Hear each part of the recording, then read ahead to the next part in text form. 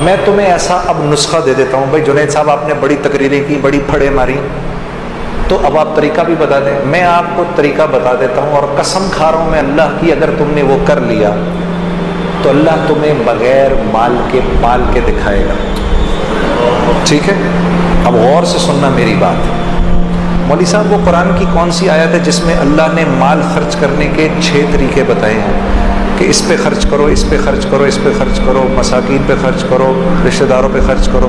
ایک آیت ہے، کوئی حافظ اگر ادھر بیٹھا آپ کو یاد آ رہا ہے؟ ذرا بتاتے جاؤ۔ پہلے کس کا نام لیا؟ سب سے پہلے اپنے مال کے 6 حصے کرنے ہیں۔ آج کے بعد جو گھر میں پیسے آئیں گے اس کے 6 حصے کرنے ہیں، ٹھیک ہے؟ غور سے سن لو، جو گھر میں پیسے آئیں گے اس کے کتنے حصے کرنے ہیں؟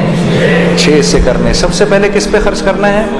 فقراء پہ خرچ کرنا ہے، ٹھیک ہے جی؟ سب سے پہلے کس پہ خرچ کرنا ہے؟ پھر کس کا نام لیا؟ پھر مساکین کا، جو مسکین ہیں بیچارے، ٹھیک ہے؟ پھر اس کا نام لیا، ہاں، یہ عاملین کون ہوتے ہیں؟ جو اچھا، یہ وہ والی آیت ہے جس میں گردن چھڑانے والوں کا بھی ذکر ہے، ٹھیک ہے نا؟ پھر جو کسی نیک مقصد میں اپنے مال کو، آپ کے مال کو خرچ کر رہے ہوتے ہیں نا، ان پر علماء سے پوچھ لینا عاملین کس کو کہتے ہیں؟ یہ تیسرے لوگ ہیں جن پر خرچ کرنا ہے۔ چوتھا کون ہے جی؟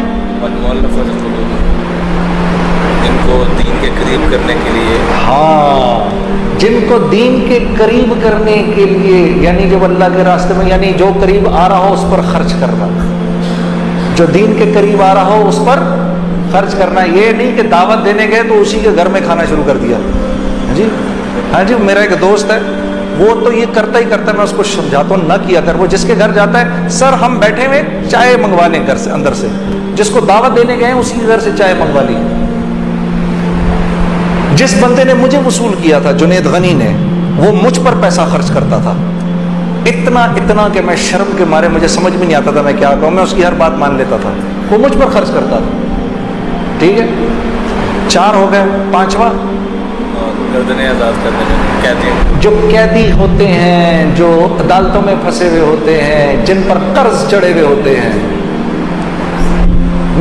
اللہ کے راستے، وابن السبیل، اور جو اللہ کے راستے میں ہوتے ہیں۔